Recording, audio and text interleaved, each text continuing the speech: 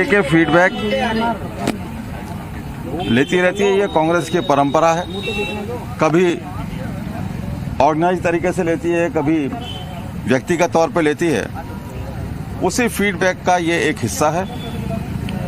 इसमें निश्चित रूप से ये बातें जरूर होंगी, जिसके मन में जो बात होगी वो कहेगा, और हाईकमान के सामने अपनी बात रखने का सबको हक होता है। इसको किसी भी प्रकार से अदरवाइज तरीके से जोड़ कर देखना मैं समझता हूं कि आवश्यक नहीं है। ये एक स्वाभाविक कार्यक्रम है, एक स्वाभाविक प्रक्रिया है। जहां तक आप फेरबदल की बात सोचते हैं, फेरबदल भी एक प्रक्रिया है।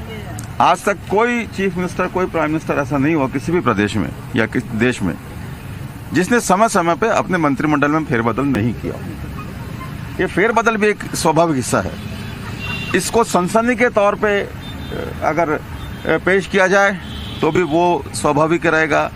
गैर सनसनी के तौर पे, एक स्वाभाविक प्रक्रिया के तौर पे इसको अगर समझा जाए तो भी फेरबदल रहेगा। कब होगा, क्या होगा, ये हाईकमान को और मुख्यमंत्री जी को तय करना है। इसलिए इस कार्यक्रम को सिर्फ और सिर्फ मंत्रिमंडल फेरबदल से जोड़कर देखना ये ठीक नहीं है। ये एक कांग्रेस का नियमित और स्वाभाविक प्रक्रियात्मक एक कार्यक्रम है, जिसको हमारे प्रभारी महामंत्री अजय माकन जी वो अंजाम दे रहे हैं। आज रात को माननीय मुख्यमंत्री जी के यहाँ डिनर भी है हमारे विधायकों का, और वो सारे विधायक जो हमसे संबद्ध हैं उन सबको उस डिनर में आमंत्रित किया गया है। इस फीडबैक कार्यक्रम में भी, क्योंकि जो हमारे साथ मिलकर सरकार के कदम से कदम मिलाकर चल रहे हैं, उनका फीडबैक भी हमारे लिए आवश्यक था। वो फीडबैक भी, उनसे भी हम लोग फीडबैक ले रहे हैं। लेकिन सर, खुला मंच है विधायकों को अपनी बात कहने का, क्योंकि कई मंत्रियों के खिलाफ भी खुले मन से बात कही है। खुला मंच नहीं, उचित मंच है। खुला मंच नहीं है, उचित मंच है।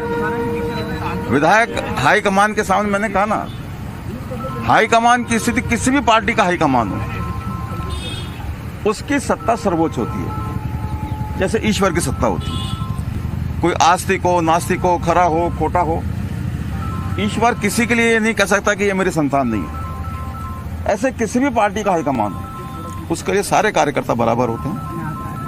कभी किसी के पक्ष में कोई निर्णय होते हैं, कभी किसी के पक्ष में निर्णय होते हैं, लेकिन हाईकमान से आशान्वित सभी लोग रहते हैं। और कांग्रेस का एक एक कार्यकर्ता, राजस्थान के बारे में मैं विशेष रूप से कह सकता हूं, कांग्रेस का एक एक कार्यकर्ता उस परंपरा का निर्वहन करता है जो हाईकमान के प्रति आवश्यक है।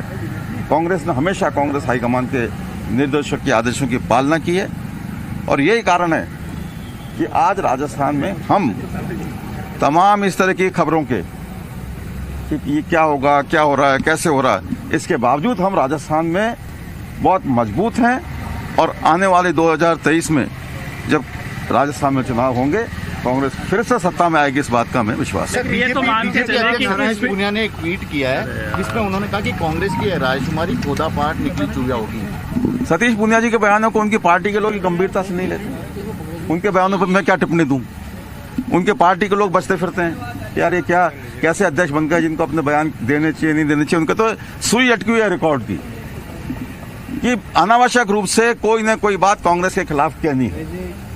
अच्छा करो, कांग्रेस ही कहेगी आधा गिलास खाली, तो वो कहेंगे नहीं कांग्रेस को कहना चाहिए आधा गिलास भरा हुआ है। हमें कहेंगे आधा गिलास भरा हुआ, तो वो कहेंगे नहीं कांग्रेस को कहना चाहिए आधा गिलास खाली है। जिस पार्टी का जन्म ही विरोध करने के लिए हुआ हो, उस पार्टी के लोग तो विरोध करेंगे, ये स्वाभाविक है।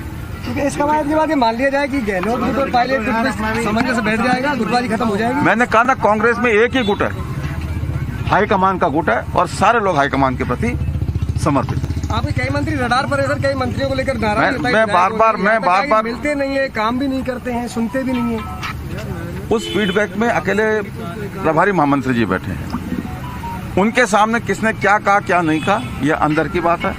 लेकिन फिर भी मेरा विश्वास है कि कांग्रेस का ये जो फीडबैक कार्यक्रम है, ये कार्यक्रम एक तरीके से मंथन की तरह से, जैसा आज किसी ने लिखा भी है, और इस मंथन से अमृत निकलेगा जो राजस्थान में कांग्रेस को मजबूत करेगा, और राजस्थान की जनता की अपेक्षाओं पे और अधिक हम खरा उतरेंगे। धन्यवाद।